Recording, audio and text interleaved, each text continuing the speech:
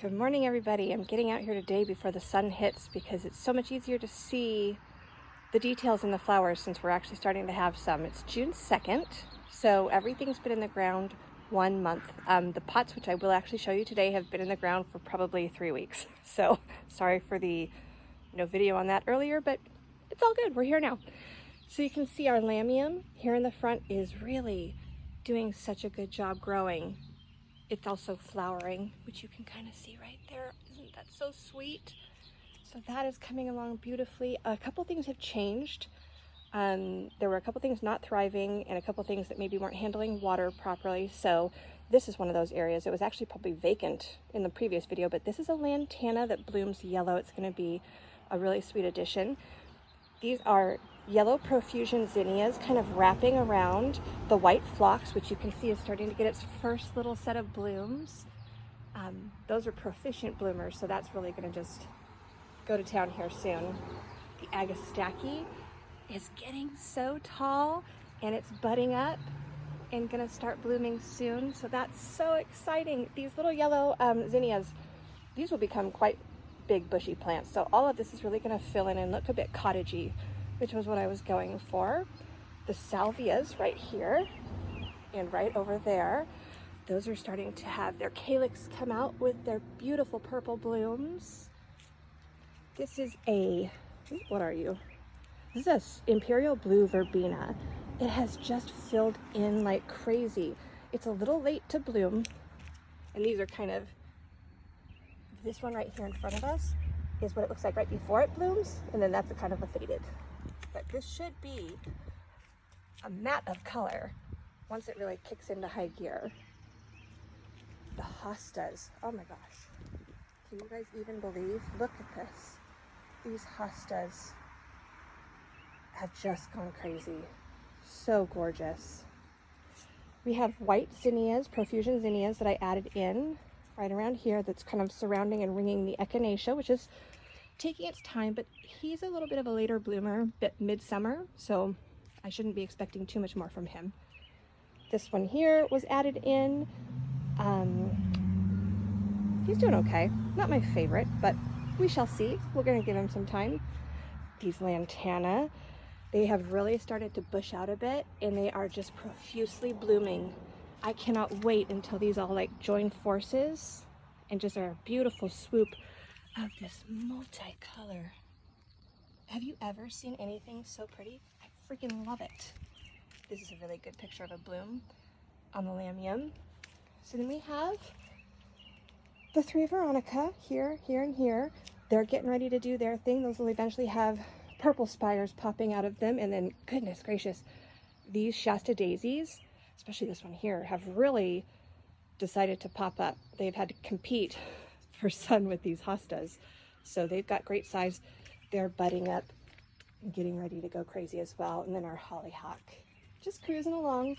Eventually, you won't even see that cute little bird house behind it, but this is gonna get so tall. I cannot wait. Big peach double blooms on that. And then the pots.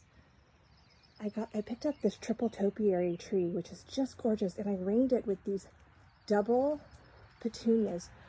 I think this might be my favorite flower. It is so gorgeous. I just love it. It's a profuse repeat bloomer. Just bloom like that all summer as long as it's taken care of properly. This is the last holdout on the geraniums that are kind of refusing to bloom. I left one pot full. I replaced everything else, so we'll see about that.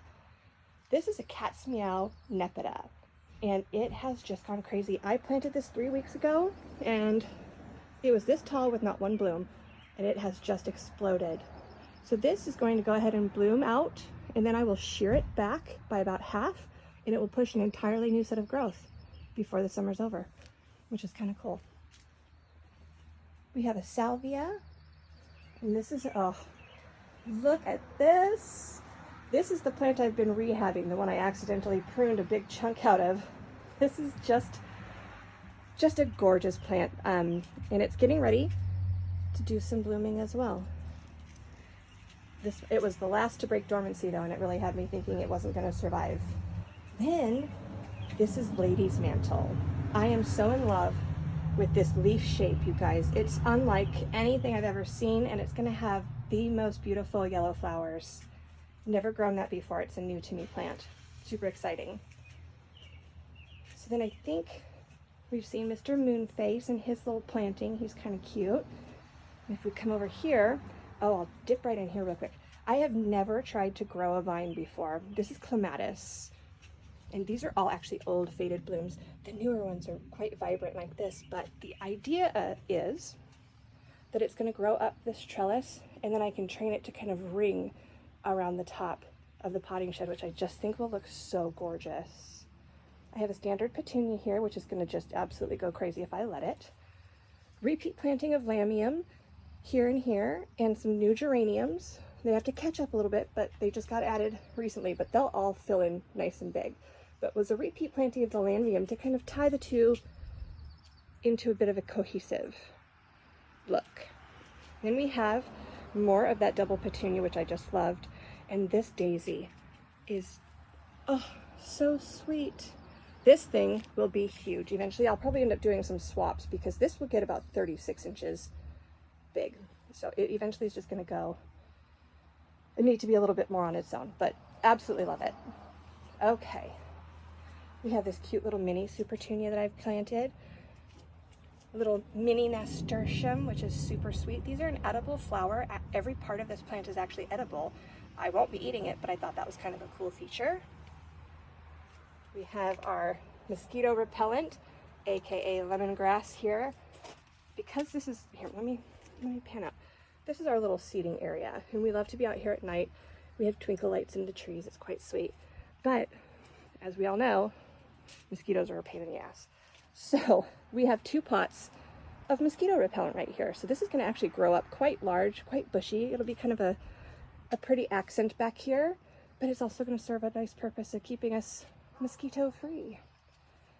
So you guys will laugh. This is my vegetable garden, sans vegetables, because I cannot grow them. It's so frustrating. So we just went for flowers. These flowers here, these Supertunias, these will get huge. If you remember the pink mound that I had in my front yard, this is the same flower. So it will just absolutely envelop and drop all the way down if I let it. And it's gonna be paired with the most gorgeous, here I'll show you, the most gorgeous double puffy blooms as about a 32 to 36 inch high backdrop. So I think the combination is gonna be absolutely stunning. We have over here, we have our greenery pots. There's 2 coleus, and then this mystery plant, I'm so in love with it. I gotta go look at the tag because it's taking over, actually. The coleus is gonna have, I'm actually probably gonna have to prune that one out so the coleus can catch up. But it's just doing awesome. And then this one here, I'm so excited about. This is a salvia. If you guys remember anything from last year, I had one in the front yard that blew my mind. It was just massive. And so I wanted to do new things in the tiny garden this year. So I went ahead and still put one of these in this pot, and I expect it to really just go nuts. It's gonna be gorgeous. But this one, ooh, let me show you. Tuck the tag back here. I have never planted a flower with a blue bloom before. It's not typically my go-to color, but I'm kind of excited to see it this year. Oh, and look. There's the first one getting ready to pop. So exciting. All right, let me show you the rest. We just have a couple more things. I have a second echinacea because I just have been so taken with this flower this year. This one is so cute. It's gonna have a pink face with that puffy yellow center. I absolutely love these cone flowers. Coneflower, echinacea, they're interchangeable, same plant. And then, oh, this is so funny. These are just some little herbs, but then here's my cheat sheets so that I know what I'm talking about when I go on and tell you, oh, hey, look, what is it? Okay, this is a, how do I say that? Okay, well, this is this plant right here. I'm not even gonna try. So you guys, that is our oh, and then this gorgeous little place. This is everything about my tiny garden is basically full sun minus this spot and this spot. This still is half sun, but because of the placement of my workbench, this is pretty much shade all the time. So I got to tuck in this beautiful coleus here that loves the shade, and it is just doing great. Oh, so that is our 1 month in the tiny garden update. It's looking really good. I'm so excited to see the rest of the season unfold.